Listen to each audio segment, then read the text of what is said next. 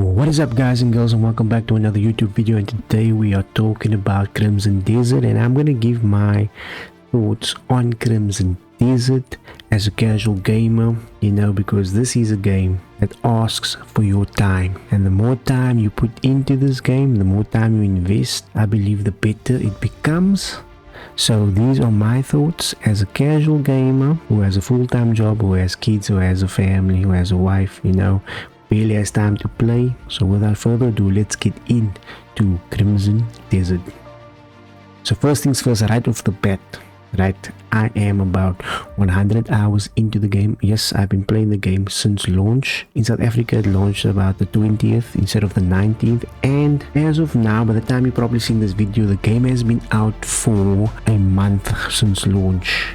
And since then, with its rough start, with its rough launch, the game has sold over 5 million copies as confirmed by Pearl Abyss and the Crimson Desert X page. This is great, right? Because this game, they had a very bad start. They had a very, I wouldn't say like the worst launch ever, but the critics and reviews are right. If you're wondering if they are right, the bad, the good, the ugly, it's all true, except for that IGN review saying that the game lacks content. That is just mind-blowing.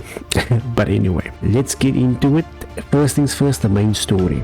Now, the main story, or lack thereof, is just not there. You know what I'm saying? If you were looking for, like myself, if you're looking to scratch that itch of something like The Witcher 3 or Red Dead Redemption 2, that compelling characters and storytelling, in-depth story, you're not gonna get that here. This is not that. When this game was revealed, I was expecting something on The Witcher 3 level. Unfortunately, not. This is not that. You're not gonna be able to scratch that itch here, so you gotta look for it somewhere else. This is a game that was originally developed as an MMORPG. Bear that in mind, an MMORPG, Black Desert, which I've dabbled in here and there. And for the first 10 to 20 hours, the game plays like an MMORPG. The main quest plays out like that. Because why? This game, Pearl Abyss throws the kitchen sink at you. And so a lot of the introductory quests is an introduction to the different mechanics of this game. So it can get very boring. And also the opening of the game is not that strong to hook you immediately. So I understand for people that like cinematic games, and I've said this on my channel before, people that like cinematic games, this is not going to hook you if you only played it for the first few 4, 5 hours, 10 hours. That is not going to hook you. Like I said, this game, you need to invest time in it, and if you invest more time in it, you'll start to see where the game shines. But with that being said, I'm currently like at chapter 11. I'm not done with the main quest yet because I've been on the beaten path. I've been making my own adventures of it. But I will say this, the main quest does get better, even though there's a lack of it, and I've had fun with it so far because there are these specific setup moments within the different chapters. So the main quest plays out like chapters. Like I said, I'm currently at chapter 11, right? And there's these setup moments within each chapter that is great.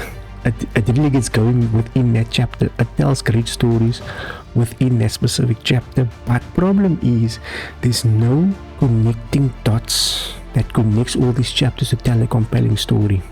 One moment you're in town A, the next you in town F, and you don't know why the hell or what the hell's going on. So that connecting dots to make the story more compelling is just not there. But the moment to moment set pieces in these chapters, I've had fun with them, and when you start accepting the game for what it is, I think you'd have more fun with that. But again, like I said, it's compelling storytelling you're just not going to find here. Now, there are some very interesting quests. There are some very interesting side quests. Again, not as interesting as you get in The Witcher 3, but I think there is some character with some of the side quests. There is a lot of storytelling within the world itself, and these are moments that I found enjoyable. Now, let's move on to the characters, especially the main protagonist, Cliff. Now, Cliff has grown on to me the more I play the game, because he has these badass lines, he has some badass moments, that I really like, and he grows on to me, But the character to me is just one-dimensional. There's no complexity to the character. So in the opening of the game, You're introduced to the Greymane. They are the goody two shoes group in this world, and they can do no wrong. They're on the right path 100%. There's no deviating from that path. That is the Greymanes. I wish there was a morale system, or there was at least a consequence system where you were able to make choices and decisions and would have an impact on it. I think the game would have been so much better given this world. But with that being said, also because of the lack of complexity of the characters, I do think a character creator would have worked better. Maybe it would have been more positively received by different gamers and critics. Who knows? But with that being said, there are some likable characters. They're not all dull and boring. Voice acting across the board is great. Cliff's voice actor is great. Even the voice acting in this game is compelling, right? Especially in the main story. Every time a voice actor is on screen, they are selling the story. Like seriously, it's just a pity that is the material that they had to work with, because the voice acting is on par. These people are hitting home runs with the voice acting. That's all I'm gonna say on that. Antagonists, the Black Bears and some of these other, they are, you know, usual bad guys, things like that. But they are unique characters, unique boss fights, and that's one of the aspects where the game shines as well, is boss fights, because these bosses are characters on their own. And then speaking about characters, let's go to the third thing I want to talk about, and this is the best thing to me. And I think the main character of this Crimson Desert is actually the world. And this is where Pearl Abyss knocks it out of the park for me personally. I think that they've really outdone themselves here with this world. The world of Peilung, which is massive by the way, it's insane.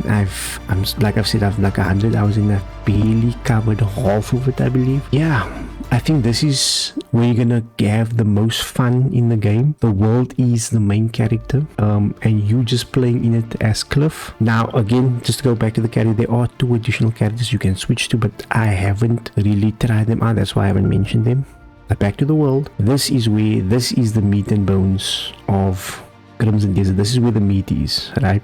And if you are the off the beaten path gamer who creates his own adventures, you are going to have so much fun in the sandbox, because like I said, Pearl Abyss is throwing the kitchen sink at you. There's so many different mechanics, there's so much content within this world. The world building is just great. These unique things, handcrafted things you're going to find, unlike for example Starfield, which I've covered a lot on this channel, where there is a rinse and repeat of things that you find. This, you're going to find unique things. The world is where this game shines. The more time you invest into this game, the more rewarding the game is, and the more fun it's going to be. So as a sandbox game, when you approach it as a sandbox game, you're going to love it. And on top of that, the creators, Pearl Abyss, has been on top of addressing issues, the nuances that people faced during launch. A lot of things have been fixed, a lot of quality of life features have been added so quickly. It's made the game better. It's currently sitting at 77 on Metacritic, which I think is about right, and it's something very positive, sitting currently at very positive on Steam.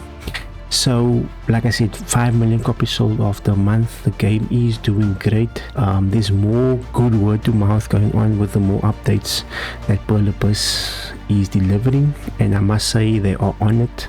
So this is great. They did mention stuff about adding multiplayer on later on, which I think in this world will work.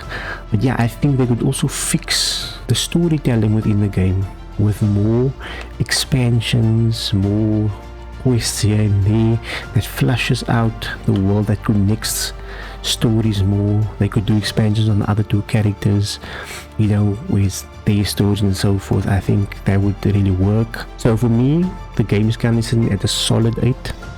I think it's a solid 8, and I'm loving my time with it. I can't put the controller down. I'm loving my time with it, and I think you will too if you're a gamer like me that just wants to chill, go off the beaten path, explore, create your own adventure, great combat. But anyway, let me know your thoughts down below. Tell me on which console you play. Are you playing on console, PC? I'm currently playing on PC, and I'm hitting this with a 9070 XT, and man, this game looks great. at 1440p. Ah, awesome. I know the PS5 doesn't look so but let me know what you guys' thoughts are.